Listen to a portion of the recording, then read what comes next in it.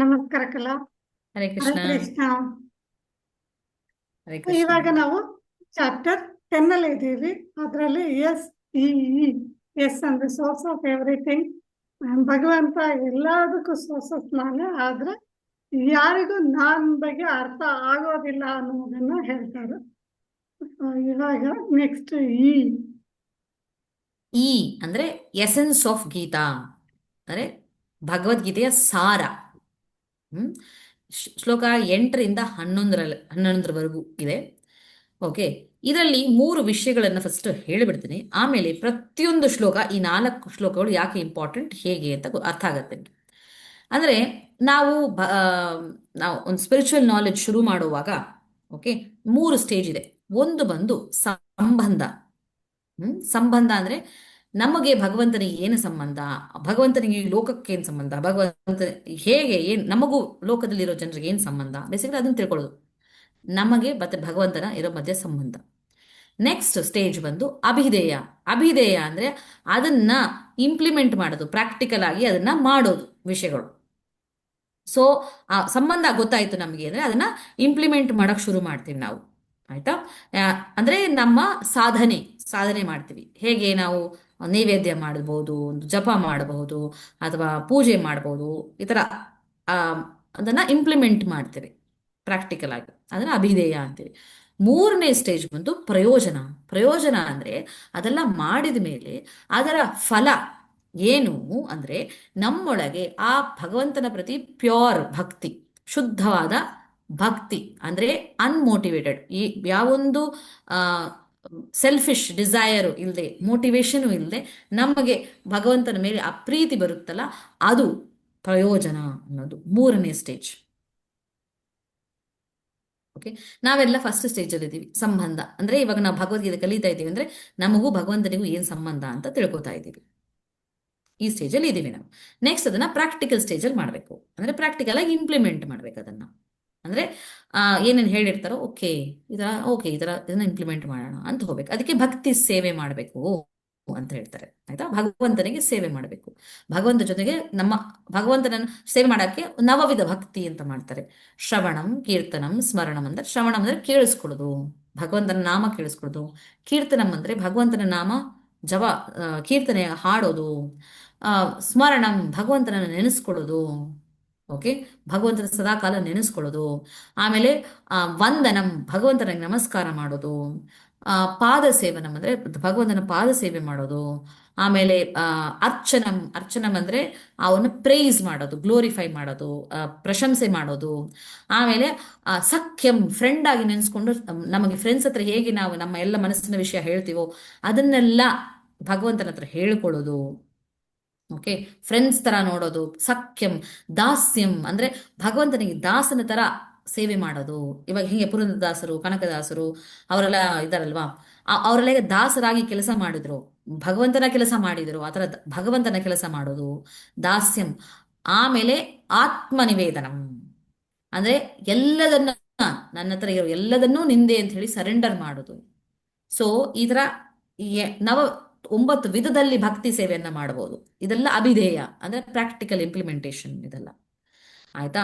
ಇದೆಲ್ಲ ಮಾಡಿದಾಗ ಲಾಸ್ಟ್ ಅಲ್ಲಿ ಪ್ರಯೋಜನ ಬರೋದು ಏನಂದ್ರೆ ನಮಗೆ ಭಗವಂತನ ಪ್ರತಿ ಶುದ್ಧವಾದ ಭಕ್ತಿ, ಶುದ್ಧವಾದ ಪ್ರೀತಿ ಅವನ ಪ್ರತಿ ನಮಗೆ ಬರುತ್ತೆ. ಅದೇ ನಮ್ಮ ಪ್ರಯೋಜನ. That is the final result ನಮಗೆ ಬೇಕಾದ್ದು.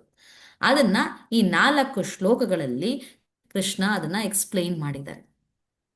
ಓಕೆ, ಒಂದೊಂದು ಶ್ಲೋಕ ನಾನು ರಿಸೈಟ್ ಮಾಡಿ ಆಮೇಲೆ ಅದರ ಅರ್ಥನೂ ಹೇಳೋಣ Sudha. Okay, because it is important. 4 ಶ್ಲೋಕಗಳು ಇಂಪಾರ್ಟೆಂಟ್. ಸೊ ಶ್ಲೋಕ ನಂಬರ್ 8 ಅದನ್ನ ಇವಾಗ ರಿಸೈಟ್ ಮಾಡೋಣ.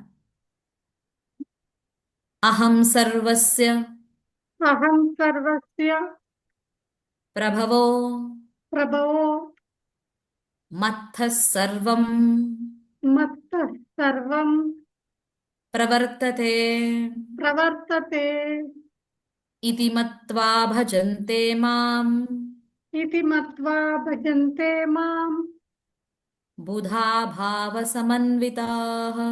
ಬುದ್ಧಾ ಭಾವ ಸಮನ್ವಿತಃ. ಅಹಂ ಸರ್ವಸ್ಯ ಪ್ರಭವೋ ಅಹಂ ಸರ್ವಸ್ಯ ಪ್ರಭವೋ ಮತ್ತಃ ಸರ್ವಂ ಪ್ರವರ್ತತೆ ಮತ್ತಂ ಸರ್ವಂ ಪ್ರವರ್ತತೆ ಇತಿ ಮತ್ವಾ ಭಜಂತೆ ಮಾಂ ಇತಿ ಮತ್ವಾ ಭಜಂತೆ ಮಾಂ ಬುಧಾ ಭಾವ ಸಮನ್ವಿತಾಃ. ಬುಧಾ ಭಾವ ಸಮನ್ವಿತಾಃ. ಅಂದ್ರೆ ನಾನು ಎಲ್ಲದಕ್ಕೂ, ಎಲ್ಲ ಸೃಷ್ಟಿಗೂ ನಾನೇ ಮೂಲ ಕಾರಣ. ಈ ಭೌತಿಕ ಲೋಕನೂ ಅಷ್ಟೇ, ಆಧ್ಯಾತ್ಮಿಕ ಲೋಕ ಎರಡಕ್ಕೂ ನಾನು ಮೂಲ. ನಾನು ಎಲ್ಲ ಎಲ್ಲ ನನ್ನಿಂದನೇ ಬರುತ್ತೆ. ಯಾರು ಇದನ್ನ ಪರ್ಫೆಕ್ಟ್ ಆಗಿ ಅರ್ಥ ಮಾಡ್ಕೊಂಡಿದಾರೋ ಅಂಥವರು ನನ್ನ ಭಕ್ತಿ ಸೇವೆಯಲ್ಲಿ ತೊಡಗಿ, ತಮ್ಮ ಪೂರ್ತಿ ಹಾರ್ಟಿಂದ ನನ್ನ ಭಕ್ತಿ ಸೇವೆಯಲ್ಲಿ ತೊಡಗಿ ನನ್ನನ್ನ ಪೂಜಿಸ್ತಾರೆ ಅಂತ ಹೇಳಿ. ಅಂದ್ರೆ ಇಲ್ಲಿ ಏನಾಯ್ತು, ಸಂಬಂಧ, ಸಿಂಪಲ್ ಸಂಬಂಧ, ಎಲ್ಲ ನನ್ನಿಂದ ಬರುತ್ತೆ ಅನ್ನೋದು ಸಂಬಂಧ. That is a meaning. ಸಂಬಂಧ ಸಿಕ್ಬಿಡುತ್ತೆ ನಮಗೆ. ನೆಕ್ಸ್ಟ್ ನೆಕ್ಸ್ಟ್ ಇದರಲ್ಲೇ ಕೂಡ ಅಭಿನಯ ಶುರುವಾಯಿತು. ಅಂದ್ರೆ ಇದನ್ನು ತಿಳ್ಕೊಂಡಿದ್ದು ಡಿವೋಟೀಸ್ ಹೇಗೆ ಮಾಡ್ತಾರೆ, ಏನ್ ಮಾಡ್ತಾರೆ ಅಂದ್ರೆ ಅವರು ಫುಲ್ ಹಾರ್ಟಿಂದ ಭಗವಂತನ ಭಕ್ತಿ ಸೇವೆಯಲ್ಲಿ ತೊಡಗ್ತಾರೆ ಅಂತ ಹೇಳಿ ಕೃಷ್ಣ ಹೇಳ್ತಾರೆ. ಆ ಭಕ್ತಿ ಸೇವೆಯನ್ನು ಹೇಗೆ ಮಾಡ್ತಾರೆ, ಅಭಿಧೇಯ ಅನ್ನೋದು ನೆಕ್ಸ್ಟ್ ಶ್ಲೋಕದಲ್ಲಿ ಇದೆ. ಅದನ್ನು ನಾವಿವಾಗ ಹೇಳೋಣ.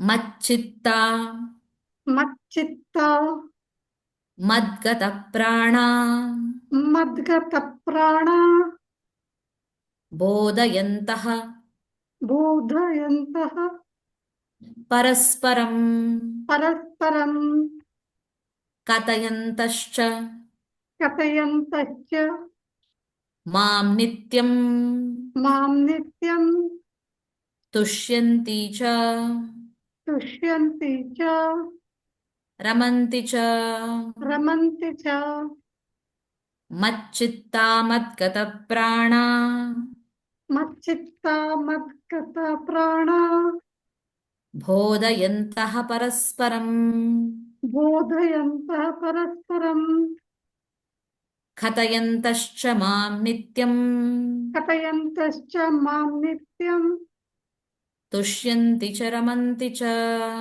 ತುಷ್ಯಂತಿ ಚರಮಂತಿ ಚ ತುಷ್ಯಂತಿ ಚರಮಂತಿ ಚ. ಹೌದು. ಅಂದ್ರೆ ಹೇಗೆ ಮಾಡ್ತಾರೆ ಅಭಿಧೇಯ ಅಂದ್ರೆ ಹೇಗೆ ಇದನ್ನ ಪ್ರಾಕ್ಟಿಕಲ್ ಆಗಿ ಇಂಪ್ಲಿಮೆಂಟ್ ಮಾಡ್ತಾರೆ ನನ್ನ ಡಿವೋಟೀಸ್ ಅಂದ್ರೆ ಹೇಳಿದ್ರೆ, ಅವರ ಚಿತ್ತ, ಅವರ ಥಾಟ್ಸ್ ಯಾವಾಗ್ಲೂ, ಅವರ ಆಲೋಚನೆಗಳು ಸದಾ ನನ್ನಲ್ಲೇ ಇರುತ್ತೆ, ಅಂದ್ರೆ ನನ್ನ ಬಗ್ಗೆನೇ ಇರುತ್ತೆ. ಅವರ ಪೂರ್ತಿ ಬದುಕು ನನಗೆ ಸರೆಂಡರ್ ಆಗಿರುತ್ತೆ. ಮದ್ಗತ ಪ್ರಾಣ, ಅವರ ಜೀವನ ಫುಲ್ ಅವ್ರು ನನಗೆ ಕೊಟ್ಟಿರ್ತಾರೆ. ಬೋಧೆಯಂತಹ ಪರಸ್ಪರಂ ಅಂದ್ರೆ ಒಬ್ರಿಗೊಬ್ರು ನನ್ನ ವಿಷಯವನ್ನ ಮಾತಾಡಿಕೊಂಡು, ಓಕೆ ಭಗವಂತ ಹೀಗೆ, ಭಗವಂತ ಹಾಗೆ, ಇದನ್ನ ಅದನ್ನ ಮಾಡ್ದ ಅಂತ ಡಿಸ್ಕಷನ್ ಮಾಡಿ ಒಬ್ರಿಗೊಬ್ರು ಅದರಲ್ಲೇ ತುಂಬಾ ಕಥೆಯಂತಶ್ಚ ಮಾಂ ನಿತ್ಯಂ, ನನ್ನ ಬಗ್ಗೆ ಕಥೆಯನ್ನ ನಿತ್ಯವಾಗೂ ಹೇಳ್ತಿರ್ತಾರೆ. ಒಬ್ರಿಗೊಬ್ರು ಇನ್ನೊಬ್ಬರೇ ಬೋಧನೆ ಮಾಡ್ತಿರ್ತಾರೆ. ಪರಸ್ಪರವಾಗಿ ಬೋಧನೆ ಮಾಡ್ತಿರ್ತಾರೆ. ನನ್ನ ಬಗ್ಗೆ ಒಬ್ಬರು ಇನ್ನೊಬ್ರಿಗೆ ಹೇಳೋದು, ಒಬ್ರಿಗೂ ಆದ್ರೆ ಹೇಳ್ಕೊಂಡು ತುಷ್ಯಂತಿ ಚ ರಮಂತಿ ಚ, ತುಂಬಾ ಸಂತೋಷ, ಸಮಾಧಾನ, ಆನಂದವನ್ನ ಅನುಭವಿಸ್ತಾ ಇರ್ತಾರೆ. ಹೀಗೆ ನನ್ನ ಭಕ್ತರು ಹೀಗೆ ಕೆಲಸ ಮಾಡೋದು, ಹೀಗೆ ಅದನ್ನು ಇಂಪ್ಲಿಮೆಂಟ್ ಮಾಡೋದು ಅಂತ ಹೇಳಿ ಅಭಿಧೇಯನ ಎಕ್ಸ್ಪ್ಲೈನ್ ಮಾಡ್ತಾರೆ. ಓಕೆ. ಓಕೆ. ಆಮೇಲೆ ಇವಾಗ ಅಭಿಧೇಯದ ಸ್ಟೇಜಲ್ಲೇ ಪ್ರಯೋಜನ ಸ್ಟೇಜ್ಗೆ ಹೋಗುತ್ತೆ. ಆ ಒಂದು ಟ್ರಾನ್ಸಿಷನ್ ಸ್ಟೇಜಲ್ಲಿ ಈ ಶ್ಲೋಕ ಬರುತ್ತೆ. ಓಕೆ, ಶ್ಲೋಕ ನಂಬರ್ 10. ತೇಷಾಂ ಅಭಿಧೇಯ ಅಂದ್ರೆ ಅರ್ಥ ಆಗಿಲ್ಲ. ಅಭಿಧೇಯ ಅಂದ್ರೆ ಇಂಪ್ಲಿಮೆಂಟೇಷನ್, ಪ್ರಾಕ್ಟಿಕಲ್ ಇಂಪ್ಲಿಮೆಂಟೇಷನ್. ಹೇಗೆ ಮಾಡ್ತಾರೆ ಭಕ್ತರು? ಒಬ್ರು ಪರಸ್ಪರ ಸದಾಕಾಲ ಭಗವಂತನ ಆಲೋಚನೆ ಮಾಡ್ತಾರೆ. ಅವರ ಫುಲ್ ಜೀವನ ಭಗವಂತನಿಗೋಸ್ಕರ ಕೊಡ್ತಾರೆ. ದಾಸ್ಯ ಹೇಳಿದ್ನಲ್ಲ, ದಾಸ್ಯ ಮಾಡ್ತಾರೆ. ಆಮೇಲೆ ಒಬ್ರು ಕನ್ವರ್ಸ್ ಮಾಡಿಕೊಂಡು ಭಗವಂತನ ಬಗ್ಗೆ ಮಾತಾಡಿಕೊಂಡು, ಇದು ಮಾಡಿಕೊಂಡು, ಎಕ್ಸ್ಚೇಂಜ್ ಮಾಡಿಕೊಂಡು ಇರ್ತಾರೆ. That is how the implement. ಅದೇ ಹಾಗೆ ಇಂಪ್ಲಿಮೆಂಟ್ ಮಾಡೋದು ಭಕ್ತರು ಅಂತ. ಆಯ್ತಾ? ಮೂರನೇ ಶ್ಲೋಕ ಅಭಿಧೇಯದಿಂದ, ಇಂಪ್ಲಿಮೆಂಟೇಷನ್ ಇಂದ ಪ್ರಯೋಜನ ಅಂದ್ರೆ ಏನು? ದ ಫೈನಲ್ ರಿಸಲ್ಟ್ ನಮಗೆ ಹೇಗೆ ಸಿಗತ್ತೆ ಅನ್ನೋದಲ್ವಾ. ಸೊ ಅದಕ್ಕೆ ಟ್ರಾನ್ಸಿಷನ್ ಆಗೋ ಶ್ಲೋಕ ಇದು. ಆಯ್ತಾ? ತೇಷಾಂ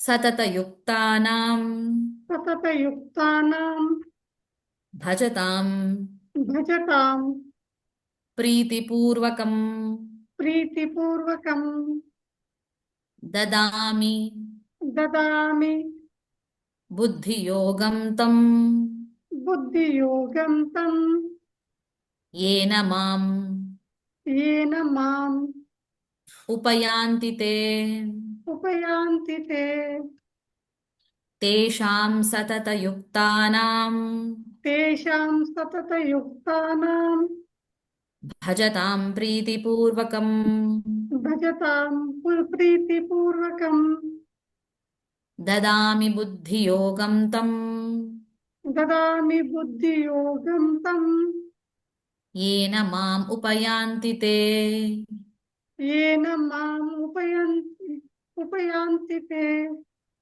ಹ್ಮ್. ಅಂದ್ರೆ ಯಾರು ನನ್ನ ಭಕ್ತರು ತೇಷಾಂ ಸತತಯುಕ್ತಾನಾಂ ಯಾವಾಗ್ಲೂ ನನ್ನ ಭಜನೆ ಮಾಡ್ತಿರ್ತಾರೋ, ನನ್ನ ಭಕ್ತಿ ಸೇವೆ ಮಾಡ್ತಿರ್ತಾರೋ, ಅದು ಹೇಗೆ ಪ್ರೀತಿಪೂರ್ವಕವಾಗಿ ಫುಲ್ ಲವ್ ಇಂದ, ಅಂದ್ರೆ ಏನಾಯ್ತು ಬಂತು ಏನು ಪ್ರಯೋಜನ ಬರ್ತಾ ಇದೆ ನಮ್ಮ ಭಗವಂತನ ಮೇಲೆ ನಿಷ್ಕಲ್ಮಶವಾದ ಪ್ರೀತಿ, ಅದೇನಿದು ಅದೇನೇ ನಮ್ಮ ಪ್ರಯೋಜನ ಅಲ್ವಾ, ಅದೇನೇ ನಮ್ಮ ಫೈನಲ್ ರಿಸಲ್ಟು. ಅದು ಅದು ಆಗ್ತಾ ಇರುತ್ತೆ. ಅಂತ ಅದನ್ನ ಡಿಸ್ಕಸ್ ಮಾಡ್ತಾ ಭಗವಂತನ ಬಗ್ಗೆ ಡಿಸ್ಕಸ್ ಮಾಡ್ತಾ ಆ ಜಾಯ್ನ ಎಕ್ಸ್ಪೀರಿಯನ್ಸ್ ಮಾಡ್ತಾ ಭಗವಂತನ ಬಗ್ಗೆ ಇದು ಮಾಡ್ತಾ ಇರುವಾಗ ಅಂಥವ್ರಿಗೆ ನಾನು ದದಾಮಿ, ನಾನು ಕೊಡ್ತೀನಿ. ಏನು ಕೊಡ್ತಾನೆ ಭಗವಂತ ಅಂದರೆ ಬುದ್ಧಿಯೋಗ, ಅಂದರೆ ರಿಯಲ್ ಇಂಟೆಲಿಜೆನ್ಸ್ ಕೊಡ್ತಾನೆ. ಏನಕ್ಕೆ? ಏನ ಮಾಂ ಉಪಯಾಂತಿತೆ, ಅಂದರೆ ಯಾವುದ್ರ ಮೂಲಕ ಅವ್ರು ನನ್ನನ್ನು ಬಂದು ಸೇರಬಹುದೋ ಆ ಒಂದು ಅಂಡರ್ಸ್ಟ್ಯಾಂಡಿಂಗ್, ಆ ಒಂದು ಇಂಟೆಲಿಜೆನ್ಸ್ ನಾನು ಅವ್ರಿಗೆ ಕೊಡ್ತೇನೆ. ಅಭಿಧೇಯ ಮಾಡ್ತಾ ಪ್ರಾಕ್ಟಿಕಲ್ ಇಂಪ್ಲಿಮೆಂಟ್ ಮಾಡ್ತಾ ಇದ್ರೆ ಅವ್ರಿಗೆ ಸತತವಾಗಿ ಮಾಡ್ತಾ ಇರ್ತಾರೆ, ಅವರು ಪ್ರೀತಿಯಿಂದ ಮಾಡ್ತಿರ್ತಾರೆ. ಅಂಥವ್ರಿಗೆ ನಾನು ಅವ್ರಿಗೆ ನನ್ನ ನನ್ನ ನನ್ನ ಹತ್ರ ಬರೋದಕ್ಕೆ ಏನು ಬೇಕೋ ಆ ಅಂಡರ್ಸ್ಟ್ಯಾಂಡಿಂಗ್ ಅನ್ನ ನಾನು ಕೊಡ್ತೇನೆ ಅಂತ ಹೇಳಿ ಕೃಷ್ಣ ಹೇಳ್ತಾರೆ. ಅದು ಸಂಬಂಧದಿಂದ ಪ್ರಯೋಜನಕ್ಕೆ ಬಂತು ಆಲ್ಮೋಸ್ಟ್. ಓಕೆ, ಸೊ ನೆಕ್ಸ್ಟ್ ಶ್ಲೋಕ. ತೇಷಾಂ ತೇಷಾಂ ಏವಾನುಕಂಪಾರ್ಥಂ ಏವಾನುಕಂಪಾರ್ಥಂ ಅಹಂ ಅಹಂ ಅಜ್ಞಾನಜಂ ತಮಃ ಅಜ್ಞಾನಜಂ ತಮಃ ನಾಶಯಾಮಿ ನಾಶಯಾಮಿ ಆತ್ಮಭಾವಸ್ಥೋ ಆತ್ಮಭಾವಸ್ಥೋ ಜ್ಞಾನದೀಪೇನ ಜ್ಞಾನದೀಪೇನ ಭಾಸ್ವತ ಭಾಸ್ವತಃ ತೇಷಾಂ ಏವಾನುಕಂಪಾರ್ಥಂ ತೇಷಾಂ ಏವಾನುಕಂಪಾರ್ಥಂ ಅಹಂ ಅಜ್ಞಾನಜಂ ತಮಃ ಅಹಂ ಅಜ್ಞಾನಜಂ ತಮಃ ನಾಶಯಾಮ್ಯಾತ್ಮಭಾವಸ್ಥೋ ನಾಶಯಾಮ್ಯ ನಾಶಯಾಮಿ ನಾಶಯಾಮಿ ಕಟ್ ಮಾಡಬಹುದು. ನಾಶಯಾಮಿ ಆತ್ಮಭಾವಸ್ಥೋ ನಾಶಯಾಮಿ ಆತ್ಮಭಾವಸ್ಥೋ ಜ್ಞಾನದೀಪೇನ ಭಾಸ್ವತ. ಜ್ಞಾನದೀಪೇನ ಭಾಸ್ವತ. ಅಂದ್ರೆ ಅಂತ ಅವ್ರಿಗೆ ನನ್ನ ಬಗ್ಗೆ ಡಿಸ್ಕಸ್ ಮಾಡ್ತಾ ಅದರಲ್ಲಿ ಸಂತೋಷ, ಸಂತೃಪ್ತಿ, ಆನಂದನ ಪಡಿತಾ ಇರೋ ಅಂಥವ್ರಿಗೆ, ಅಂಥ ಪ್ರಾಕ್ಟಿಕಲ್ ಆಗಿ ಇಂಪ್ಲಿಮೆಂಟ್ ಮಾಡ್ತವ್ರಿಗೆ ನಾನು ಅನುಕಂಪದಿಂದ ನನ್ನ ಸ್ಪೆಷಲ್ ಮರ್ಸಿ, ನನ್ನ ಅನುಕಂಪ ಕೊಟ್ಟು ಏನು ಮಾಡ್ತೀನಿ ನಾನು ಅಂದರೆ, ನಾನು ಅವರ ಹೃದಯದಲ್ಲಿರುವ ನಾನು ಕ್ಲಿಯರ್ ಆಗಿ ಎಕ್ಸ್ಪ್ಲೇನ್ ಮಾಡ್ತಾರೆ ಇಲ್ಲಿ ಪರಮಾತ್ಮ ಹೃದಯದಲ್ಲಿ ಇರುವ ನಾನು ಅವರ ಏನು ಅಜ್ಞಾನ ಇದೆಯೋ ಅದನ್ನ ಜ್ಞಾನ ದೀಪದಿಂದ ನಾಶ ಮಾಡ್ತೇನೆ. ತೇಷಾಂ ಏವಾನುಕಂಪಾರ್ಥಂ, ಅನುಕಂಪದಿಂದ ಅಹಂ ಅಜ್ಞಾನಜಂ ತಮಃ, ಅಜ್ಞಾನ ಅನ್ನುವಂಥ ಒಂದು ತಮಸ್ಸನ್ನ, ಆ ಒಂದು ಅಂಧಕಾರವನ್ನ ನಾಶಯಾಮಿ, ನಾಶ ಮಾಡ್ತೇನೆ. ಆತ್ಮಭಾವಸ್ಥೋ ಅಂದ್ರೆ ಅವರ ಹೃದಯದೊಳಗೆ ಕೂತಿದ್ದೀನಿ ಅಲ್ವಾ ನಾನು ಜ್ಞಾನ ದೀಪದಿಂದ ಅದನ್ನ ಬೆಳಗಿಸ್ತೀನಿ, ಅವರ ಹೃದಯವನ್ನ ಜ್ಞಾನ ದೀಪದಿಂದ ಬೆಳಗಿಸ್ತೀನಿ. ಆ ಜ್ಞಾನ ದೀಪ ಬೆಳಗಬೇಕು. ಬಸವಣ್ಣ ಹೇಳೋ ಥರ. ಸೊ ಬಸವಣ್ಣ ಅವರೆಲ್ಲ ಆ ಥರ ಇದ್ದರೆ ಅವರೊಳಗೆ ಸೆಲ್ಫ್ ರಿಯಲೈಸ್ ಸೋಲ್ಸ್ಗೆ ಅವ್ರಿಗೆ ಅವರ ಮುಖ ನೋಡಿದ್ರೆ ಅದು ಕಳೆ ಬಂದಿರುತ್ತೆ, ಆ ಹೃದಯದಲ್ಲಿ ಆ ಜ್ಞಾನ ದೀಪ ಬೆಳಗಿರುತ್ತೆ ಅವ್ರಿಗೆ. They would have got that. ಅದೇ ಪ್ರಯೋಜನ ಫೈನಲ್. ಭಕ್ತಿ ಮಾಡಿ, ನಾವು ಭಕ್ತಿನ ಸಂಬಂಧ ತಿಳ್ಕೊಂಡು ನಾವು ಅದನ್ನು ಇಂಪ್ಲಿಮೆಂಟ್ ಮಾಡಿ ಅವ್ರು ಏನಿದೆಯೋ ನಮ್ಮೊಳಗಿರೋ ಆ ಜ್ಞಾನವನ್ನ ತೊಳಗ್ಸೋಕೆ ನಮ್ಮ ಕೈಲಿ ಆಗೋದಿಲ್ಲ, ಅದು ಭಗವಂತ ಮಾಡಬೇಕು. ಸೊ ಅದನ್ನ ನಾವು ಭಗವಂತನ ಬಗ್ಗೆ ಸದಾಕಾಲ ಯೋಚನೆ ಮಾಡಿ, ಚಿಂತನೆ ಮಾಡಿ, ಅವ್ರ ಬಗ್ಗೆ ಬೋಧನೆ ಮಾಡಿ. ಇವಾಗ ನಾನು ಇವಾಗ ಹೇಳ್ಕೊಡ್ತಾ ಇದ್ದೀನಿ, ನೀವು ನಂಗೆ ಹೇಳ್ತಾ ಇದ್ದೀರಾ, ಕ್ವಶನ್ಸ್ ಕೇಳ್ತಾ ಇದ್ದೀರಾ, ಇಸ್ ಕಾಲ್ಡ್ ಬೋಧನೆ, ಪ್ರೀಚಿಂಗ್. ಇದನ್ನ ಬೋಧನೆ ಮಾಡಿ ಅದು ಸಂತೋಷವಾಗಿ, ಜಾಯಸ್ ಆಗಿ ಅದರಲ್ಲಿ ಸಂತೋಷ ಪಡೆದ್ರೆ ನಾವು ಏನ್ ಮಾಡ್ತಾರೆ ಭಗವಂತ ನಮ್ಮೊಳಗೆ ಇದ್ದ ನಮ್ಮ ಒಂದು ಅಜ್ಞಾನವನ್ನ ನಾಶ ಮಾಡಿ ನಮಗೆ ಇನ್ನು ಜ್ಞಾನವನ್ನ ಕೊಟ್ಟು ನಮಗೆ ಆ ಒಂದು ಸೆಲ್ಫ್ ರಿಯಲೈಸೇಷನ್ ಅನ್ನ ಕೊಡ್ತಾರೆ. ಇದು ಪ್ರಯೋಜನ, ಆಯ್ತಾ? ಸೊ ಇದು ಎಸೆನ್ಸ್ ಆಫ್ ಗೀತಾ ಅನ್ನೋದನ್ನ ಮಾಡಿದ್ವಿ. ಇವಾಗ ನೆಕ್ಸ್ಟ್ ಇನ್ನೊಂದು ಪಾರ್ಟ್ ಆಫ್ ದ ಚಾಪ್ಟರ್ 10 ಇದೆ, ಅದನ್ನ ನೆಕ್ಸ್ಟ್ ವಿಡಿಯೋದಲ್ಲಿ ನೋಡೋಣ. ಹರೇ ಕೃಷ್ಣ.